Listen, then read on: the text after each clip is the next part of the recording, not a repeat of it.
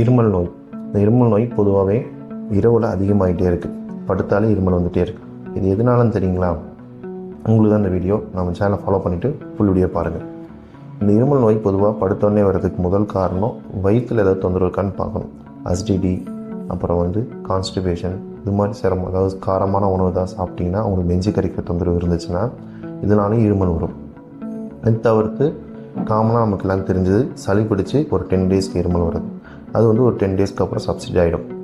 So 10 டேஸ்க்கு அப்புறம் subsidy ஆகலை, அப்படி இல்லைனா அசிடிட்டினால வரக்கூடிய இருமல். இந்த ரெண்டுத்துக்கும் என்ன மருந்து இருக்குது டாக்டர் அப்படின்னா, ஆடாதோட மணப்பாகு அப்படின்றது, ஆடாதோட இன்னொரு இலை இருக்குது, அதுலேருந்து செய்யக்கூடிய ஒரு சிரப். இது சித்தா மருந்து. சித்தா கடையில் எல்லா இடத்துலையுமே கிடைக்கும். நீங்கள் காலையிலையும் சாயந்தரம் சாப்பாட்டுக்கு முன்னாடி சாப்பிட்டு வந்தாலே ஒரு 3 டேஸ்க்கு நல்லாவே அந்த இருமல் குறைஞ்சி வரும். 2 வகையான இருமலுக்குமே இது கேட்கும். இல்லை தனியாக அந்த மருந்து சாப்பிட உங்களுக்கு தயக்கிறது இருக்குன்னா கீழே தெரிய நம்ம நம்பரை கான்டாக்ட் பண்ணி உங்கள் சந்தேகங்களை தீர்த்துக்குங்க, டாக்டர்கிட்ட பேசுங்க. இந்த வீடியோ உங்களுக்கு பிடிச்சிருந்தா லைக் பண்ணுங்கள். ஏதாவது சந்தேகம் இருந்தால் கமெண்ட் பண்ணுங்கள். நம்ம சேனல் சப்ஸ்கிரைப் பண்ண மறக்காதீங்க. தேங்க்யூ.